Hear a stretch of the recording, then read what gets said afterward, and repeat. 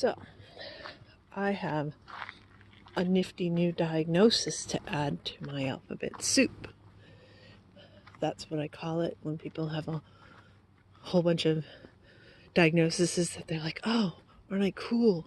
I've got 9 separate diagnoses, whatever it is. I think that's completely inane and stupid. So, yeah, I have, let's see, well, I have PTSD. I have major depressive disorder. I have cats standing in the middle of the street trying to get hit by a car. That's Pansy. She is such a... She's just hell-bent on having her own way. I don't know how she hasn't been squashed yet. Anyway, the new one is reactive attachment disorder. So now I'm rad on top of everything else. My attitude is that my primary diagnosis unquestionably is avoidant personality disorder, and everything comes from that. So do I think that I would have major depressive disorder without it? No. You want to know why? Because I don't react to medications. So if I had depression due to a brain chemical imbalance, then I could take medications and they would work. They would do something other than like drinking water. They don't work at all. There's nothing. I mean, I get addicted to them and go through withdrawals if I stop, but there is no change whatsoever to my mood at all. Therefore, yes, I do have this just depressive disorder, whatever they're calling it. I have depression, unquestionably. But you know, it's because of circumstance. It's not because I have a brain chemical screw up. There's 2. There were 4 that came out with me, and the 5th is outside, and he's the one that always pops out at the end. So it's possible I'll have all 5. You can see the 2. Anyway, yeah, so I don't know about all these different diagnoses, especially because it's so close to avoidant personality disorder. Now, here's my million disclaimers. If you go back, well, actually, I don't even know if you can, because I have 2/3 of my videos at least are hidden, at least. And a lot of the reason for that is criticism I get from people seeing them. And this whole I'm going to do the disclaimer thing started basically with one person. There was a while there, and okay, this is going to sound gross, and I don't want to... there were 2 people in particular that kept leaving messages over and over and over again, straight up harassing. Talk about this, talk about this, talk about this. You know, and it was like, what the hell? Things that had nothing to do with avoidant personality disorder. Very, very demanding.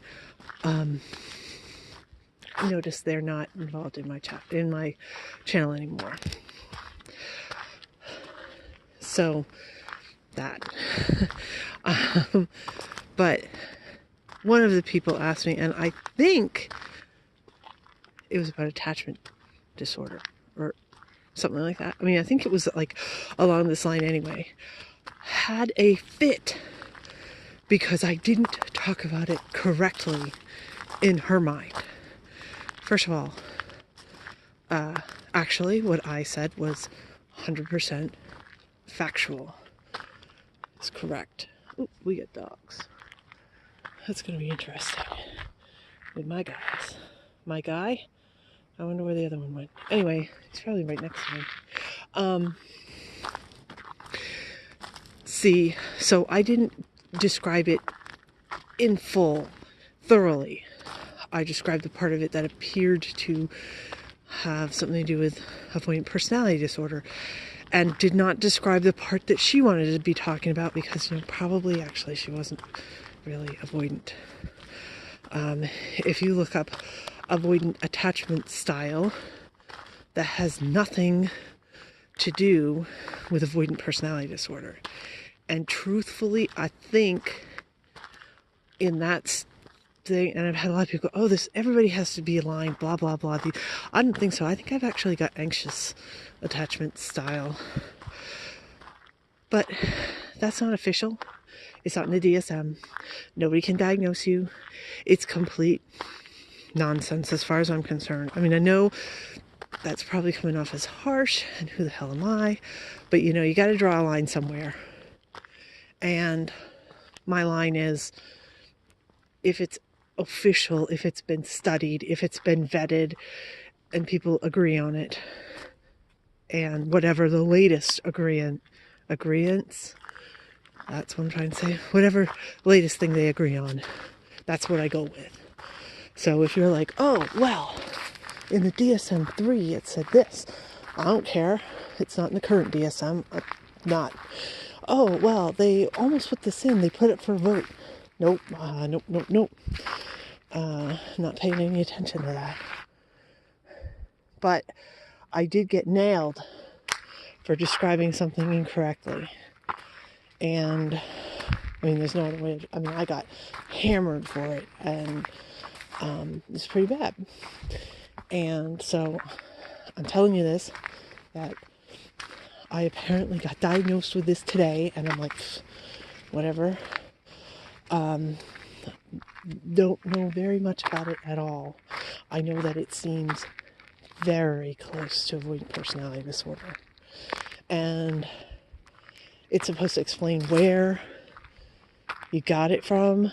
Apparently it is, and especially a mother, well, that's annoying to me, whenever they attach a gender to them. There are people that grew up in a gay family with two fathers, no mother, who get this. So anything that has any sort of gender attachment, male or female, kind of drives me crazy. Oh, there he is. He's coming. That's the one that needs to lose weight anyway. It's freezing out here. He's freezing out here. I'm glad he's coming. Anyway, so yeah, it's the mother prevented the child from attaching through the mother's behavior.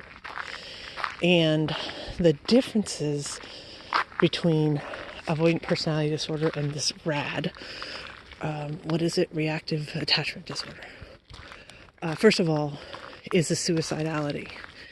And because that's not an avoidant feature, that's not an avoidant trait, that's not exclusive for somebody being avoidant personality disorder. It's just not one of the list of criteria. Something like 10 to 15% of people with avoidance are suicidal, and it is usually due to the resultant depression. Here comes a car, trying to squish my boys. Nope, they're getting out of the way. They're good. Anyway, actually, well, no, suicidality, that's kind of borderline. He said, you're not borderline. Borderline is like manic depression times 100. It's like, cool. And I said, well, and histrionic. He was like, yeah, that's sort of like if you split up borderline and pull it into bits, that the suicidal type impulsivity type thing is hysteria.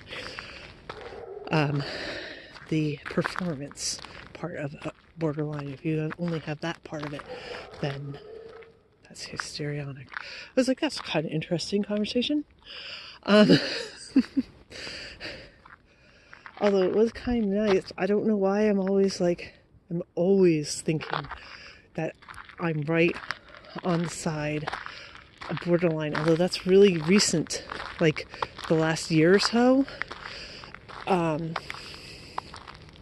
which if you hadn't been able to tell, I'm really researching borderline to see what it is.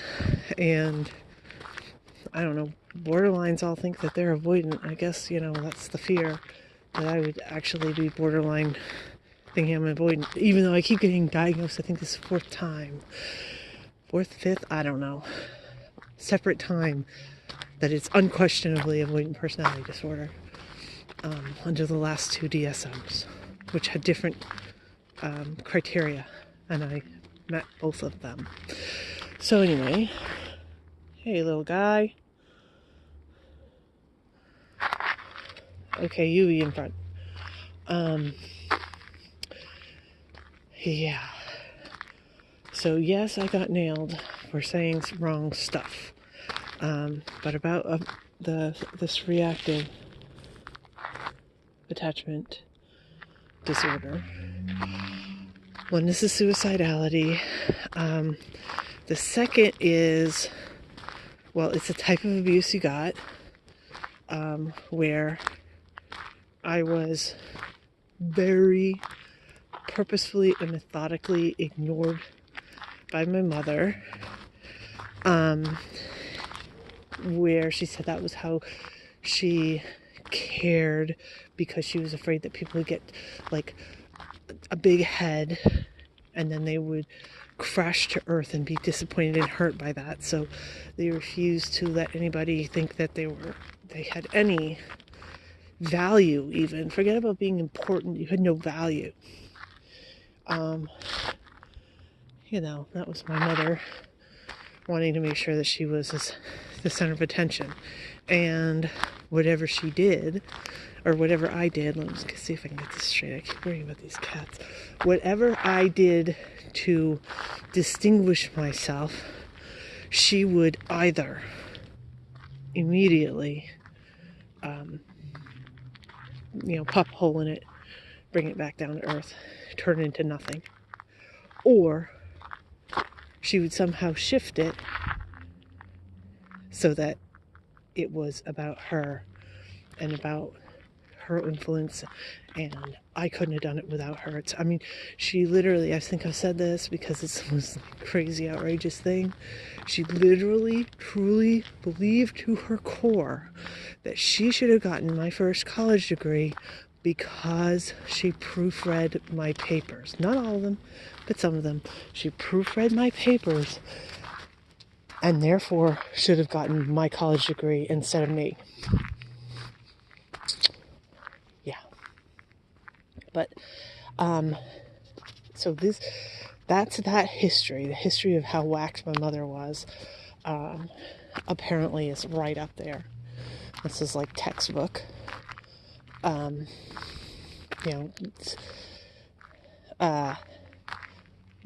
But I'm really nervous about talking about this because somebody's going to ding me and say I'm saying it wrong. In a nutshell, the difference between RAD and avoidant personality disorder is that you cannot accept comforting specifically from other people. It is, I don't know, it's hard to explain because it fits so well, because I'm like, well, yeah, what are you talking about? So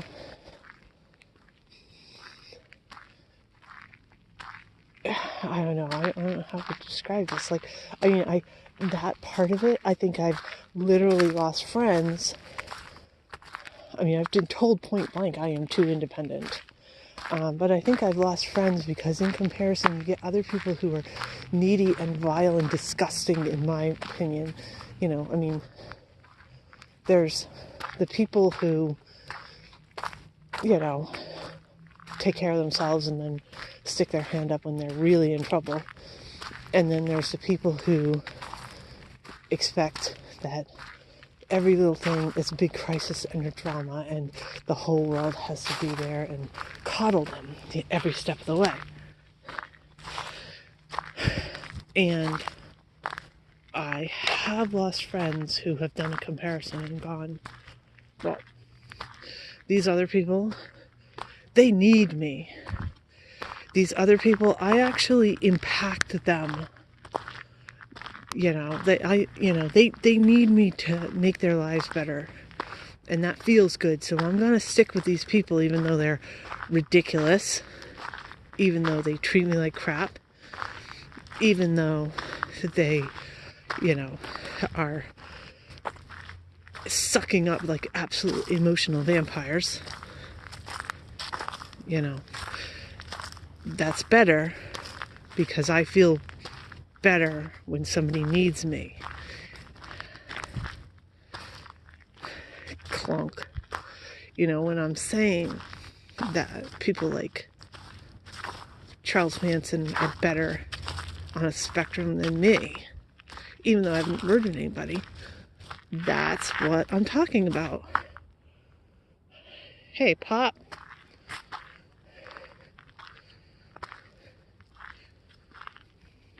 That's what the better is. The better is they're better able to ask for help and accept it.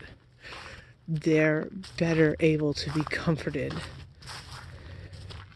For me, it really does make sense if you strip it all away and really take every bit of that. Like, for instance, I had somebody who was really fucking annoyed with me in the comments because I said that, and it's true, that I feel that I'm not only not attractive, like as a human being, forget about physically, give me a break, but like as a human being, it's impossible on any level for any person to be attracted to me. And they got pissed at that. And then like, this other thing I was saying that, when you have something that what was it? Oh, that's a low-level delusion, because there is absolute factual proof that denies that, but then I can twist it and explain it away and keep my original thought process going. So that's a delusion, which apparently it was really interesting theory. I've never seen it verified. These happen all the time, like the subgroups of, or whatever they call it, of avoidance. One person made that up, and it's never been tested. And that one seems totally bogus. But the idea that personality disorders are basically one step away from a delusion, or they behave like a delusion, like a low-level delusion, that one's like, makes perfect sense to me. Checks all the boxes. Anyway, but that's the same thing, because it is comforting to think that somebody else is attracted or appreciates you, and I'm incapable of accepting that. I'm also pretty incapable of giving it. That's pretty harsh. I'm not sure. My son would agree 100% because I don't coddle him. But then again, he's autistic, and I will talk to him and I will give it to him straight, and I will make him straighten it out. He also told me this week, why am I so supportive? So it's like double-edged sword there. So the way parents work nowadays is they they give everybody that does everything, every sports team, even the worst one, they all get little trophies and crap like that. Participation. But they don't call it that because that's not good enough. They have to give them all individual trophies with individual descriptions of how they are the best at whatever it is. Ridiculous. I don't do that.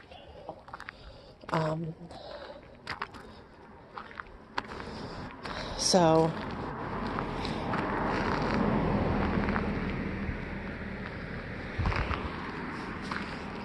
down to one. My little orange guy. Oh, here he comes. Probably can't see him. Maybe you can. Too early for the ghost. Anyway, maybe too cold for the ghost. It's getting cold out here. So that is really interesting, and that has nothing to do with avoidant personality disorder. It's completely separate. So whatever, I meet all of the qualifications apparently for this, and ironically, I had a therapist and that was her specialty. She specialized in working with abused children and took me on, and she was actually most effective. She really was, to my memory, although she was whacked. Let's see. She would tell me stories about her own life. And I would be like, why are you telling me this? And she's like, I'm just trying to let you know that you can have a terrible thing happen and you can get past it. She told me that her first child, I'm sure I've told you this story before, because I'm like, this is insane. This is my therapist, told me that her first child was born stillborn, and she tried to find somebody to taxidermy her dead baby. Legit. Oh my God. That's crazy. I mean, that's like, crazy. Nuts. Inappropriate to tell me that. Inappropriate to think that. Inappropriate to... People tell me things. Come on, you. He's sitting in that driveway. And there's the orange one.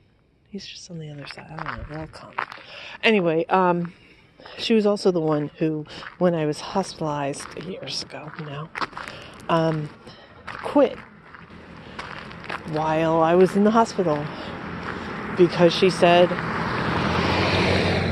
that I was being in the hospital meant I was the worst off I had been since she worked with me, and therefore she wasn't good for me, so therefore she was going to quit.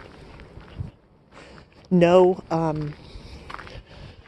it is part of the therapist's, I know I keep running into these crap ones, but it is part of the therapist's job, if they leave for whatever reason, that they're supposed to find you a new therapist before they leave. At least give recommendations. And she didn't. So she just failed on all counts. Anyway. But here he comes. You see how weird he runs? He doesn't run a straight line.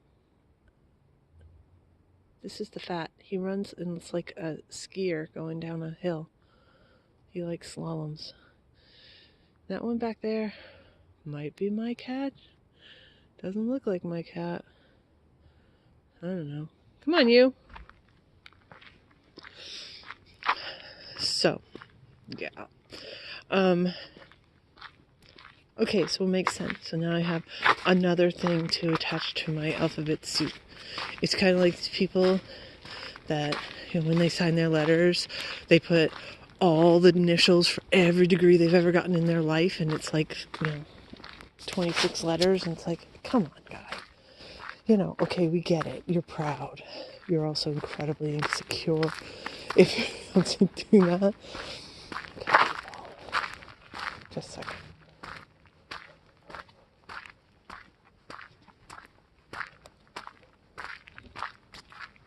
Oh, they're in the house. Okay, so so I kind of think it's completely lame, and I tend to ignore it when I get these new diagnoses. I mean, yeah, a whole bunch of letters. Who gives a crap? It all boils down to avoidant personality disorder. And whoa, he's running. His tail's all puffed out. What the heck happened? Oh, the guy came out and freaked him out. Sorry. Come on, cat. Let's go home. Get away from these people. Anyway. So yeah, another new diagnosis. Big deal. I probably described it incomplete for sure. I know I described it incomplete because I only described the one thing that was clearly the most different, well, two, I guess, that were most different from avoidant personality disorder. And I don't know much about it.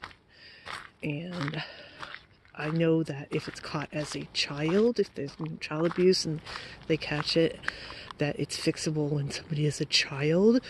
But I think it's kind of like personality disorder, that once you get to a certain age, there isn't much you can do.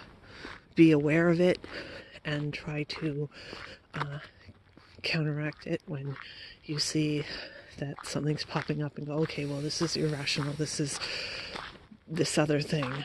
This is not applying to this situation. You're making assumptions, which you're not supposed to do. You're not supposed to make assumptions. You're not supposed to personalize things. You're supposed to do your best and you're not supposed to lie. Those are the 4 life goals for having a good life or something. I don't know. That's the 4 attachments. Anyway, I'm rambling and my fingers are freezing, so I'm going to stop this video and try to get home and get warm.